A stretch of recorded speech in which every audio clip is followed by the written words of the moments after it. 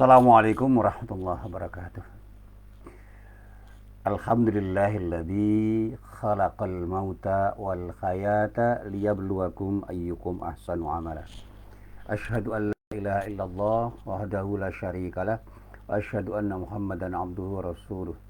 Allahumma salli wa sallim ala nabiyyina Muhammad wa ala alihi wa sahbihi wa man walah, amma ba'd. Para jamaah yang dirahmati Allah, ada lagi mari kita pertahankan. Kita ucapkan hamdalah, alhamdulillah rabbil alamin, yang kita ungkapkan sebagai wujud rasa syukur kita kepada Allah secara lisan, dan kemudian kita tindak lanjuti ucapan syukur kita itu dengan sikap dan perilaku kita selama kita masih diberi kehidupan ada Allah Subhanahu wa taala. Karena hidup kita itu hanya untuk beribadah, maka isilah seluruh kesempatan kita hanya untuk beribadah kepada Allah Subhanahu wa taala. Para jamaah yang dirahmati Allah, sebelum saya sampaikan pengajian pada pagi hari ini, saya sebelum ke masjid tadi membaca sebuah tulisan yang diposting, yang diunggah oleh salah seorang sahabat saya dari Fakultas Kedokteran Universitas Muhammadiyah Yogyakarta, yaitu Bapak Dr. Tri Pitara, anak muda yang cukup produktif, anak muda yang cukup kreatif, dan daya inovasinya sangat tinggi, sehingga dia seringkali menulis gagasan-gagasan yang sangat cemerlang. Salah satu gagasan yang saya anggap cemerlang itu adalah gagasan ketika beliau mengatakan jagalah hati saat pandemi. Apa yang beliau tulis itu mirip dengan apa yang saya coba untuk saya sampaikan kepada para jamaah ketika saya memberikan pengajian tentang makna sabar ketika menerima musibah apapun. Memang menjaga hati itu penting, di samping menjaga fisik kita. Badan kita jaga supaya sehat, tapi hati kita juga harus kita jaga supaya sehat.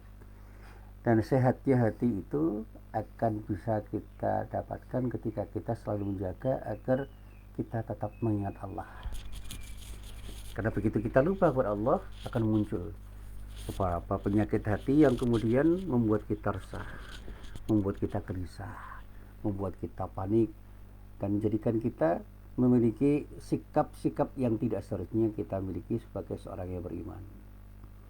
Ketika kita mendapat kenikmatan yang luar biasa, bisa jadi kita menjadi terlalu gembira dan pada saatnya lupa kepada siapa yang memberi kenikmatan.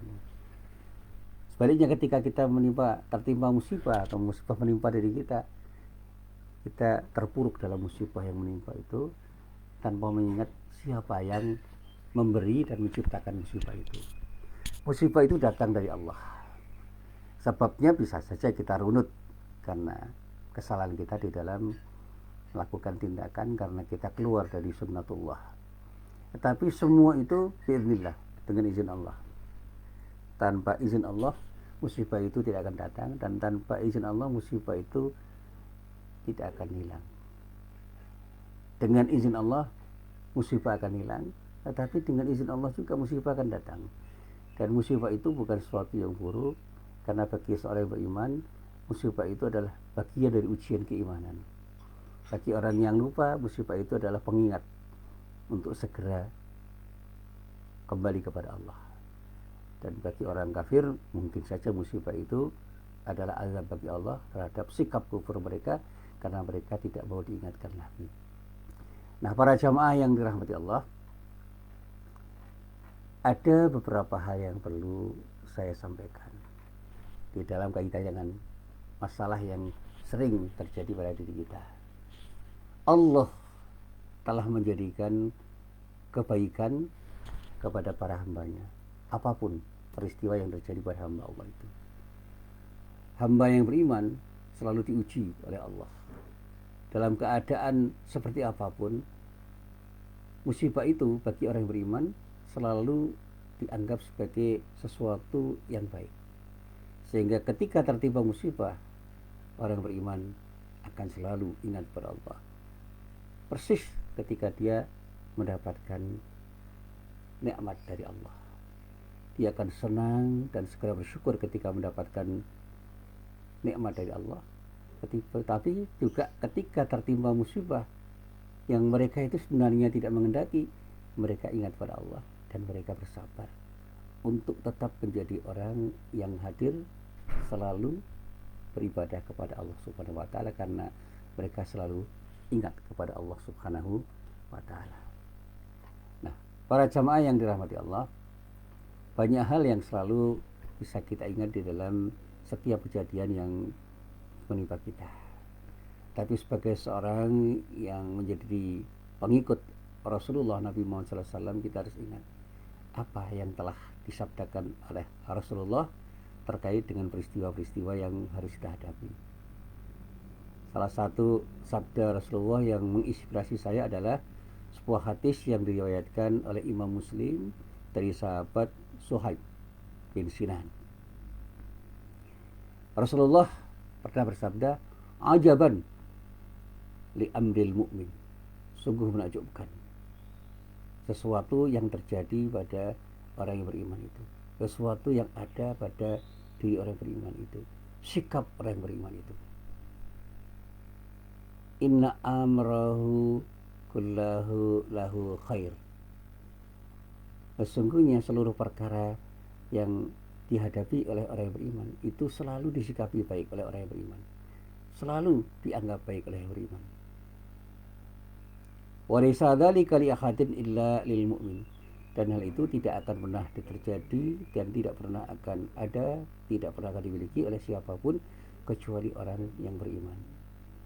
Jadi hanya orang yang beriman yang memiliki sikap yang oleh Rasulullah dipuji, yang oleh Rasulullah dikatakan ajaban, sangat menakjubkan, luar biasa, spektakuler. Apa yang dikatakan oleh Rasulullah kemudian? In asabatu sarra'u syakara fakana khairan lahu. Kalau orang yang beriman itu diberi sesuatu yang menggembirakan, yang disebut nikmat, dia pun segera bersyukur. Dan semua kenikmatan itu dipersepsi sebagai sesuatu yang baik bagi dirinya. Sebaliknya, wa in asabatu dharra sabar fakana khairan lah. Dan kalau dia ditimpa keburukan atau yang disebut dengan musibah, ia pun bersabar. Dan musibah itu selalu dipersepsi sebagai sesuatu yang baik bagi dirinya. Jadi tidak ada yang tidak baik bagi seorang mukmin mendapatkan kenikmatan, bersyukur, mendapatkan musibah, dia bersabar. Dan dalam sabar, dia selalu bisa bersikap istiqomah untuk selalu mengingat Allah. Dalam sabarnya, dia selalu bisa beribadah dengan sebaik-baiknya. Dalam sabarnya, dia tidak akan berbuat maksiat. Dalam sabarnya, dia kuat menerima ujian apapun dari Allah Subhanahu wa taala tanpa mengeluh sedikit pun. Nah, hadis ini kata para ulama mencakup semua ketetapan Allah atas hambanya yang beriman. Dan semua itu terjadi bukan karena kebetulan, tapi karena iman yang ada di dalam hati mereka. Ketika mereka itu mendapatkan nikmat, mereka bersyukur, mereka akan bersabar saat tertimpa musibah, dan itulah yang selalu ada pada diri orang yang beriman. Dan inilah yang juga disabdakan oleh Rasulullah sebagaimana hadis yang diriwayatkan oleh Imam Al-Baihaqi dari Anas bin Malik. Ada sebuah riwayat yang diungkapkan oleh Imam Al-Baihaqi bahwa Rasulullah itu pernah bersabda, dan sabdanya itu kemudian disimpulkan oleh para ulama dengan satu ungkapan, al-imanu nisfan. Iman itu terindikasi dalam dua bagian, nisfun fis sabri wa nisfun fis syukri. Sebagian ada dalam sabar dan sebagian lagi ada dalam syukur. Nah, ini adalah satu ungkapan dari para ulama yang dikutip oleh Imam Al-Baihaqi, yang menurut para ulama ini adalah simpulan dari sabda Nabi tentang bagaimana makna sabar dan syukur bagi orang yang beriman. Dengan iman orang bisa bersabar atas musibah yang terjadi. Dengan iman orang akan bisa bersyukur dengan seluruh nikmat yang telah diberikan oleh Allah kepada dirinya. Para jamaah yang dirahmati Allah, kalau kita runut kemudian kita baca ayat Al-Quran, ada salah satu potongan ayat Al-Quran yang terdapat di dalam surah Ibrahim ayat 5. Allah menyatakan, inna fi dzalika la ayatil likulli sabbarin syakur. Sesungguhnya pada yang demikian itu terdapat tanda-tanda kekuasaan Allah bagi setiap orang yang bersabar dan banyak bersyukur. Jadi orang yang disebut penyabar dan banyak bersyukur itu selalu akan bisa mendapatkan pelajaran dari apapun peristiwa yang terjadi, karena yang diingat bukan hanya peristiwa itu, tetapi justru dari siapa peristiwa itu terjadi, siapa yang menciptakan peristiwa apapun yang terjadi.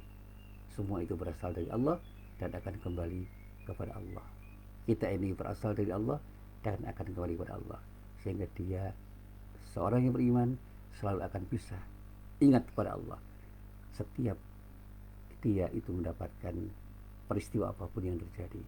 Peristiwa yang menyenangkan akan mengakibatkan dia bersyukur.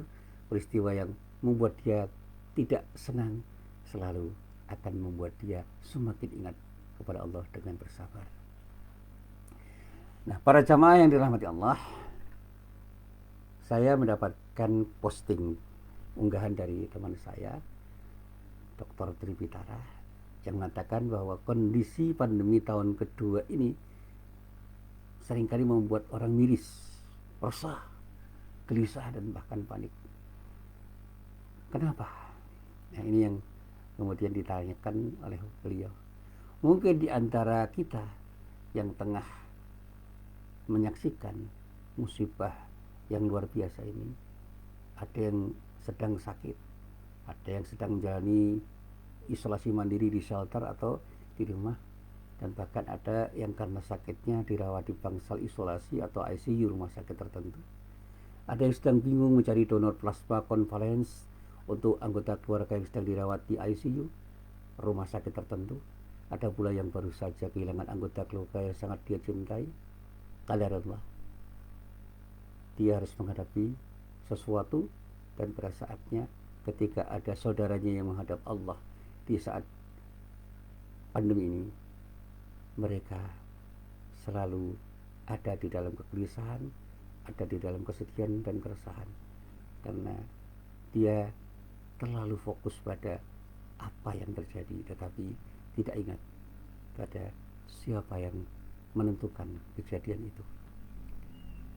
Melawan virus Corona 19 itu tidak harus dengan cara marah. Virus itu adalah makhluk Allah. Kembalikan semua kepada Allah dengan memohon kepada Allah agar kita punya kekuatan untuk menghadapi virus yang datang, dan berdoa kepada Allah agar virus itu tidak menyerang diri kita, dan pada saat virus itu menyapa diri kita, kita mendapatkan kekuatan dari Allah untuk tidak sakit sebagai akibat dari datangnya virus yang menyapa diri kita.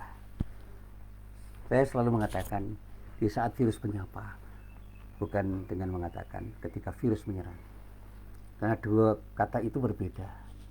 Yang pertama, kata menyapa itu adalah kata yang indah. Virus itu makhluk Allah dan bisa menyapa makhluk Allah yang lain karena dia butuh diri kita. Tapi ketika kita katakan menyerang, seolah-olah virus itu adalah musuh kita dan akan selalu memberikan dampak negatif pada diri kita, dan pada saatnya kita takut dan bahkan mengalami ketakutan yang berlebihan karena adanya virus yang tidak terlihat itu. Tetapi dengan mengingat Allah, kita akan menjadi tenang. Karena apa? Seperti apapun virus yang diciptakan oleh Allah itu tidak akan pernah membahayakan kita, karena Allah tidak memberikan izin kepada virus itu untuk membahayakan diri kita, dan memberikan kekuatan pada diri kita untuk bersahabat dengan virus-virus yang datang itu, sehingga meskipun virus datang, kita tetap sehat dengan imunitas yang ada pada diri kita, dengan upaya kita yang optimal dan doa kita yang dikabulkan Allah Subhanahu wa Ta'ala. Para jamaah yang dirahmati Allah, ada beberapa orang yang sekarang ini memang harus dirawat di rumah sakit. Banyak orang, dan bahkan rumah sakit sekarang ini kota-kota tertentu sudah penuh dengan orang yang dirawat. Bahkan ada yang dirawat bersama-sama satu keluarga, istri, suami, dan anak-anak. Bahkan ada pula yang bersama orang-orang yang dekat dengannya, bersama orang tuanya, bersama dengan mertuanya, dan saudara-saudara dekatnya yang dinyatakan sedang disapa oleh virus yang disebut dengan Corona 19 itu. Tapi juga ada yang sedang menunggu antrian agar bisa mendapatkan perawatan yang terbaik, tetapi belum pernah mendapatkan sapaan dari rumah sakit karena rumah sakit penuh, sehingga harus berada di tempat-tempat yang dianggap tidak layak untuk perawatan terhadap orang yang sedang sakit.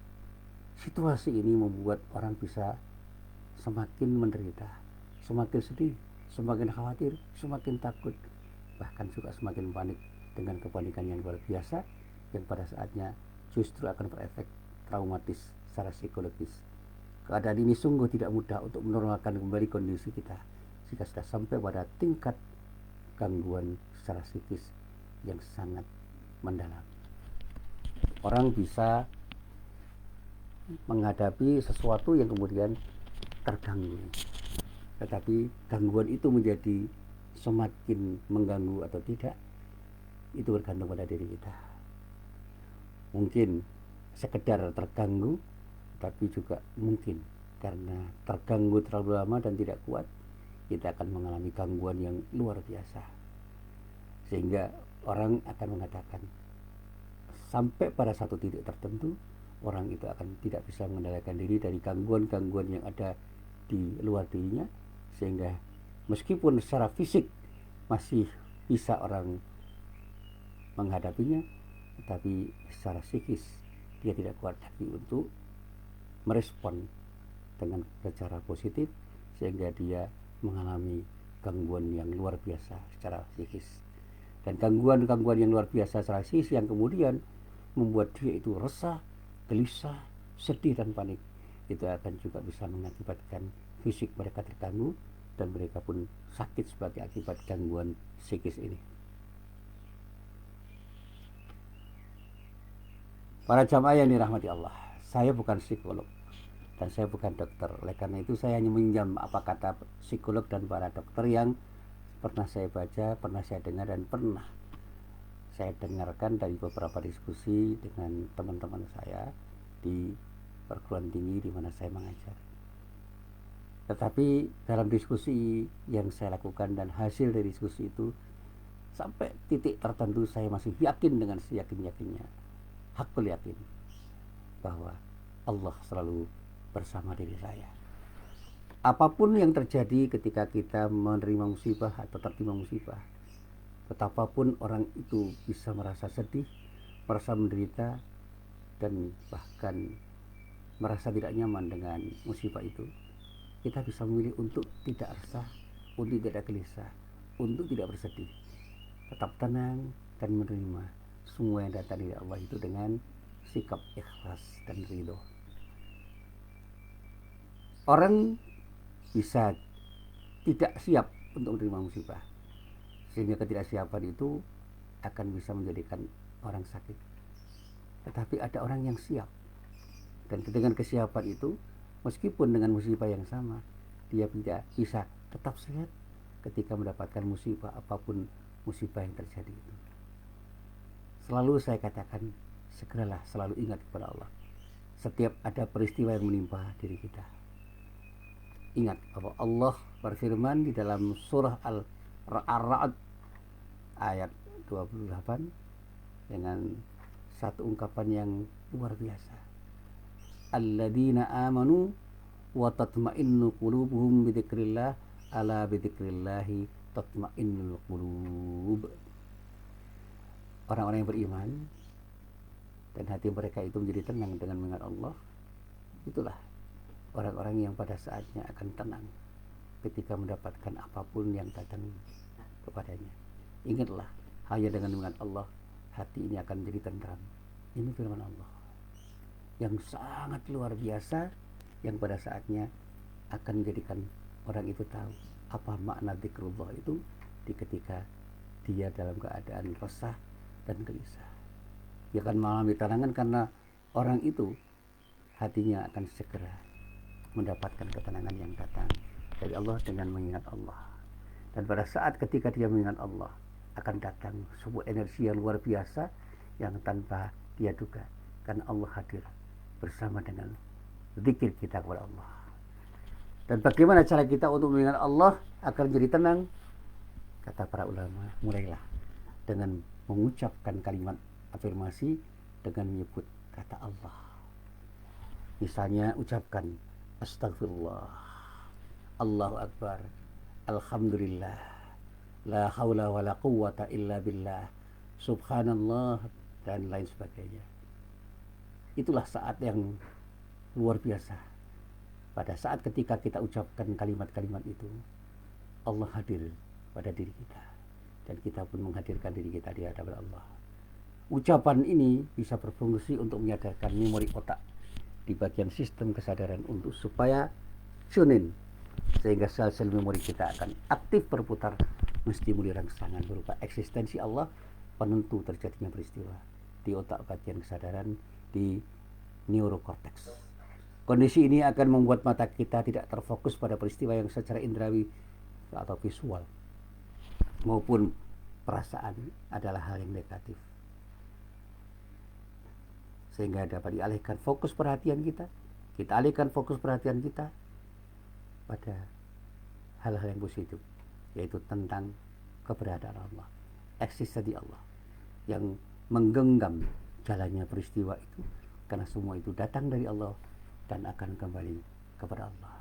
Inna lillahi wa inna ilaihi raji'un. Peristiwa-peristiwa yang berikut adalah kondisi otak kita akan siap dan mampu berpikir bahwa episode peristiwa yang hadir mendatangi kita itu terjadi karena takdir dari Allah, qadarullah. Semua terjadi karena kehendak Allah yang memang oleh Allah sudah dicatat di Lauhil Mahfuz. Kondisi ini artinya memang sebuah peristiwa yang hadir di depan diri kita. Peristiwa ini memang sudah dirancang oleh Allah. Peristiwa ini adalah peristiwa yang tidak tiba-tiba terjadi. Tidak ada yang kebetulan. Tidak ada yang terjadi bukan karena Allah. Semua hal yang terjadi itu terjadi karena kehendak Allah. Apapun yang terjadi, itulah bagian dari takdir Allah. Dan kita sebagai orang yang beriman, cobalah kita berpikir bahwa sesuatu yang datang dari Allah itu akan mendapatkan solusi dari Allah. Ujian ini sudah diukur oleh Allah sesuai dengan kapasitas kemampuan kita, sebagaimana yang telah disebutkan di dalam firman Allah di dalam Al-Quran surat Al-Baqarah ayat 286. Di dalam ayat itu Allah menyatakan, a'udzubillahi minasyaitonirrajim, la yukallifullahu nafsan illa wus'aha, laha ma kasabat wa 'alaiha maktasabat, rabbana la tu'akhidna in nasina aw akhtana, rabbana wa la tahmil 'alaina isran kama hamaltahu 'alal ladzina min qablina, rabbana wa la tuhammilna ma la taqata lana bih, wa'fu 'anna waghfir lana warhamna anta maulana fansurna 'alal qaumil kafirin. Allah tidak akan pernah membebani seorang melainkan sesuai dengan kemampuan dan kesanggupannya. Dia mendapatkan pahala dari kebajikan yang dikerjakannya, dan dia mendapatkan siksa atau dosa dari kejahatan yang diperbuatnya. Mereka, orang-orang yang beriman itu selalu berdoa, ya Allah, ya Tuhan kami, janganlah Engkau hukum kami jika kami lupa atau kami melakukan kesalahan apapun. Ya Allah, ya Tuhan kami, janganlah Kau bebani kami dengan beban yang berat sebagaimana Engkau bebankan kepada orang-orang sebelum kami. Ya Allah, ya Tuhan kami, janganlah Engkau pikulkan kepada kami apa yang tidak sanggup kami memikulnya. Maafkanlah kami, ampunilah kami, rahmatilah kami. Engkaulah pelindung kami, tolonglah kami ketika menghadapi orang-orang kafir. Para jamaah yang dirahmati Allah, sekali lagi kesadaran diri akan sebuah beban ujian itu sudah sesuai dengan kapasitas kemampuan kita. Hal ini yang akan mendorong keyakinan kita untuk dapat merespon peristiwa apapun menjadi sesuatu yang lebih ringan kita rasakan, dan menambah energi keyakinan kita untuk mampu mengatasinya serta kita yakin dengan seyakin-yakinnya pasti ada solusi dalam setiap masalah, selalu ada jalan keluar yang terbaik dari Allah. Inilah yang selalu saya yakini. Wa may yattaqillah yaj'al lahu makhraja wa yarzuqhu min haitsu la yahtasib. Inna ma'al usri yusra.